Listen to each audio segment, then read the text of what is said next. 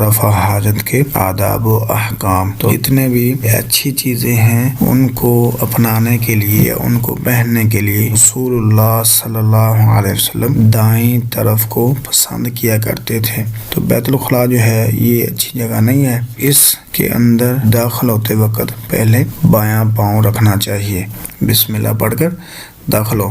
بسم اللہ جو ہے تقریباً ہر دعا کے شروع میں آتا ہے۔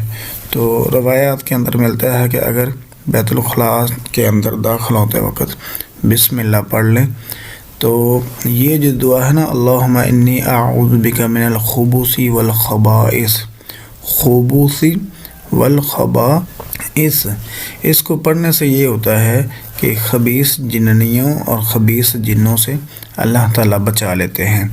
لیکن جنات کا گھر ہے، اور جب جس کے گھر میں جائیں اگر وہ آپ کو نقصان نہیں پہنچاتے، کم از کم وہ آپ کو دیکھ ضرور رہے ہیں۔ تو بیت الخلاء کے اندر، واش روم کے اندر جو ہے انسان، اس نے اپنا سطر جو ہے اپنے کپڑا تہمد اتارا ہوتا ہے۔ جنات جو ہیں وہ انسان کی شرمگاہ کو دیکھتے ہیں۔ تو جو بندہ بسم اللہ پڑھ لیتا ہے، واش روم کے اندر داخل ہوتے وقت بسم اللہ پڑھ لیتا ہے، تو اللہ تعالیٰ جنات کے درمیان اور جس نے بسم اللہ پڑھی ہے اس کے درمیان ایک پردہ جو ہے وہ لے آتے ہیں تاکہ جنات اسے دیکھ نہ سکے۔ تو بسم اللہ ایک پردہ بن جاتی ہے، ایک دیوار بن جاتی ہے، ایک پردہ بن جاتی ہے۔ تو یہ ضرور پڑھیں داخل ہوتے وقت بسم اللہ۔ صحیح بخاری کی روایت ہے، رسول اللہ صلی اللہ علیہ وسلم نے فرمایا، کلو معروف صدقۃ، بڑی پیاری حدیث، چھوٹی سی حدیث، 3 لفظوں کی حدیث ہے۔ کلو بھی آسان ہے، معروف بھی آسان ہے، صدقۃ بھی آسان ہے۔ کلو معروف صدقہ، کلو معروف صدقہ، کلو معروف صدقہ۔ رسول اللہ صلی اللہ علیہ وسلم نے فرمایا، ہر بھلائی صدقہ ہے۔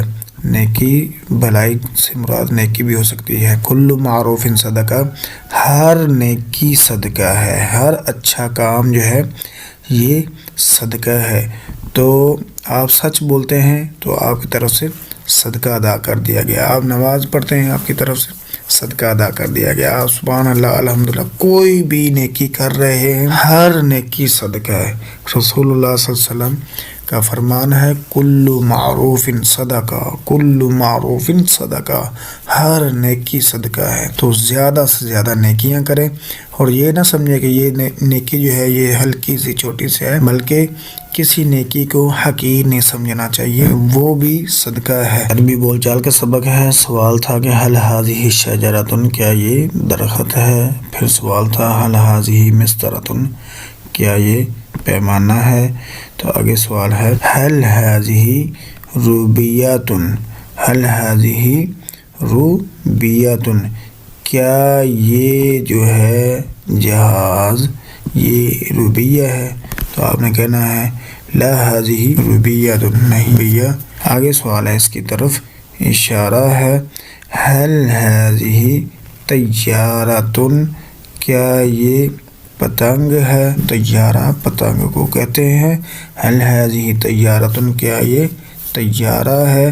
تو آپ نے اس کا جواب دینا ہے۔ تو ہاتھ کو کہتے ہیں یدن۔ رسول اللہ صلی اللہ علیہ وسلم کا حسن و جمال پڑھ رہے ہیں، تو ہم نے سوال پڑھا تھا کہ جس راستے سے آپ صلی اللہ علیہ وسلم کا گزر ہوتا تو بعد میں آنے والے کیسے پہچانتے کہ یہاں سے رسول اللہ صلی اللہ علیہ وسلم گزرے ہیں؟ تو جواب تھا کہ نبی صلی اللہ علیہ وسلم جس راستے سے گزرتے آپ کے پسینے کی وجہ سے خوشبو آتی تھی، گزرنے والا سمجھ جاتا تھا یہاں سے رسول اللہ صلی اللہ علیہ وسلم گزرے ہیں۔ اس کے بعد تھا نبی صلی اللہ علیہ وسلم کے جسد مبارک کے بارے میں آپ کیا جانتے ہیں؟ تو نبی صلی اللہ علیہ وسلم کا بدن مبارک جو ہے نہ زیادہ موٹا تھا اور نہ ڈھیلا تھا، بلکہ توانا، مضبوط اور خوبصورت تھا۔ آگے آج کا سوال ہے، رسول اللہ صلی اللہ علیہ وسلم کا قد مبارک کتنا تھا؟ یعنی نبی صلی اللہ علیہ وسلم کی ہائٹ جو تھی وہ کتنی تھی؟ جواب ہے، آپ صلی اللہ علیہ وسلم نہ زیادہ لمبے نہ بالکل چھوٹے، بلکہ کسی مجمع میں کھڑے لوگوں سے نمایاں ہوتے تھے۔ تو یہ رسول اللہ صلی اللہ علیہ وسلم کا قد مبارک ہے. لوگوں کو پتہ ہی نہیں ہے کہ رسول اللہ صلی اللہ علیہ وسلم کی سیرت کے متعلق، رسول اللہ صلی اللہ علیہ وسلم کے حلیہ مبارک، خوبصورتی، حسن و جمال کے متعلق کیا کیا احادیث ہیں. کچھ نہیں تو نعوذ باللہ جو کہا ہے کہ رسول اللہ صلی اللہ علیہ وسلم کا پہلے لوگوں کے قد جو ہے وہ بڑے ہوا کرتے تھے، لہذا ان کے پاؤں مبارک جو ہیں وہ بھی 5-5 6-6 فٹ کے ہوتے ہیں. تو اس طرح کی باتیں بنائی ہوئی ہیں. تو رسول اللہ صلی اللہ علیہ وسلم نہ زیادہ لمبے تھے نہ زیادہ چھوٹے تھے. تو اگر کسی مجمع کے اندر، محفل کے اندر ہوتے تو باقی لوگوں سے تھوڑے سے نمایاں ہوتے. آگے سوال ہے کہ محمد صلی اللہ علیہ وسلم کی بغلیں مبارک کیسی تھیں؟ تو جواب ہے کہ رسول اللہ صلی اللہ علیہ وسلم کی بغلیں جو تھیں سفیدی مائل چمکدار تھیں. رسول اللہ صلی اللہ علیہ وسلم کی بغلیں سفیدی مائل چمکدار تھی.